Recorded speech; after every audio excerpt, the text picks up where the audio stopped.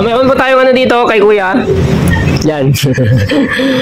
Sugin natin si Kuya. Itong side wheel niya, ito na naman yung sinasabi natin na remedyohan natin, na gagamitan natin siya ng knuckle bearing. Ito, yan, narinig nyo ba yan? Ayan na.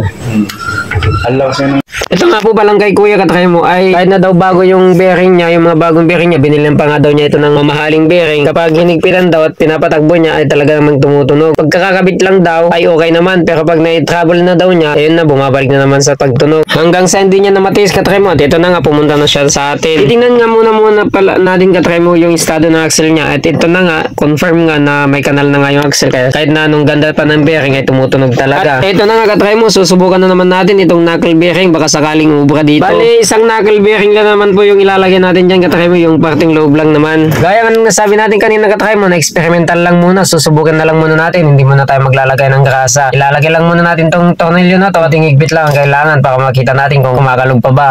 At dito nga ay napansin natin Katry mo na may alog pa. Pati na rin kasi itong harapan ng axle ay may kanal na rin. At napansin din natin Katry mo na may wiggle yung hub. Para makasigurado tayo na may wiggle nga yung hub ay kumuha tayo ng panibagong axle.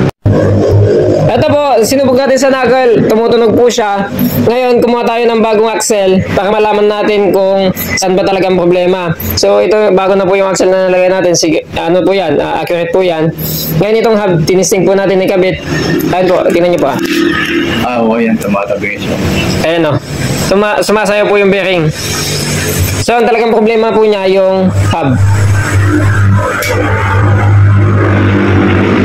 Yung housing.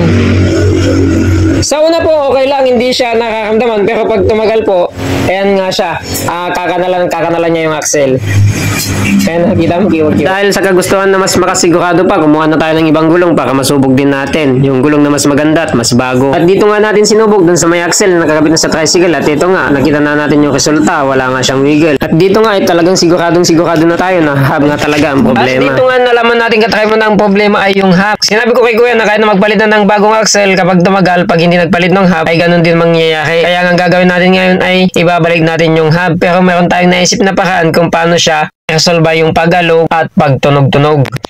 May nakita rin kasi tayo na isang pyesa na pwedeng makatulong para maresolve yung pagalog. Pero hindi muna tayo maglalagay ng grasa, experimental lang muna. So, yung ginagawa po natin ngayon na experimental. So pinatesting na natin kay Kuya kung ano bang resulta. Sige, pasok po Kuya.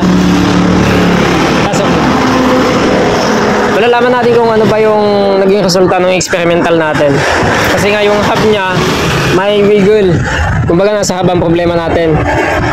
Kaya nung kinabit nila ng una, okay naman. Nung nakayuda na yung axle, ano na siya, kumalag-kalag na.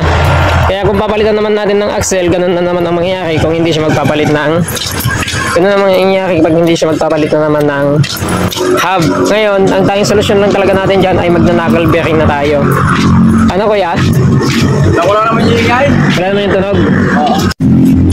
So dahil nga po na natesting na namin yung ginawa namin kanina, hindi pa namin nilagyan ng grasa kanina. Ngayon, iano natin, talagang tatapusin na natin ngayon. Lalagyan natin ng grasa, ng ano pang pampagandang ilalagay natin dyan para naman tumagal yung kay Kuya. Sa mga gumagawa po nito, pwede rin po ninyong gayahin to. Pero ito po kasi, yung ginawa namin dito, pati itong compartment, may kanal na yung axle. Ngayon, ang naging pag-asa po namin dito ay ito. Baka po sa kaalaman nyo. Ayan. Ito po yung naging pag-asa namin dito, kaya naging legit itong ginawa natin ngayon. Ito ay kwan ng bisikleta. Sigurado niya, patibay kayo. Kwan ng bisikleta po ito ha. Ang naging pag-asa po natin dito ay itong pinakalabi niya dito. Ito po yung nagdala dito. Ayan. Nakalabi niya dito. Ito po yung nagdala dito. Ayan.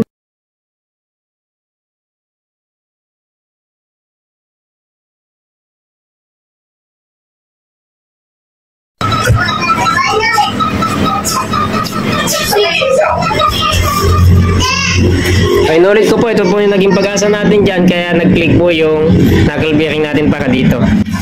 At dito nga katry mo pagkalagay natin ng grasa ay binalig na natin. Dinabasan pa nga natin ng plastic na pantakip sa may hub pero tinanggal din natin. Sumasabit kasi sa may hub. Hindi ganun kaganda yung sukat ng plastic para dun sa may hub. Sumasabit siya kaya tinanggal natin. Yung kinakabit na natin ay sinubukan pa rin natin ayusin. Hinigpitan natin ng todo yung nut niya para naman sana mapisan yung bearing at lumapat sa may hub. Pero hanggang dun lang talaga ang kaya niya. Pero at least ang maganda natanggal na yung kalug at ng pagtunog niya. Yun, okay na yung conclusion na po natin to.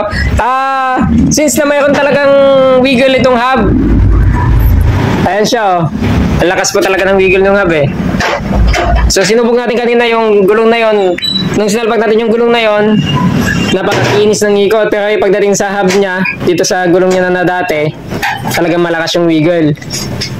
Ayan, oh. Pero natanggal naman natanggal yung alog. Natanggal naman lahat yung tunog, yung alog, nawala lahat. Ang naging problema lang talaga, ayan, oh. Mayroon na siyang, may wiggle talaga yung hub. Ngayon, kung magpapalit naman tayo ng axle at hindi magpapalit ng hub, sisiraan din niya yung axle. So, ang papapalitan talaga natin dito kay Kuya ay Yung hub niya. yung hub talaga. Ayan. So, Kuya, bahala ka na dyan. Pagtaga mo na. So, at least natanggal natin yung alog.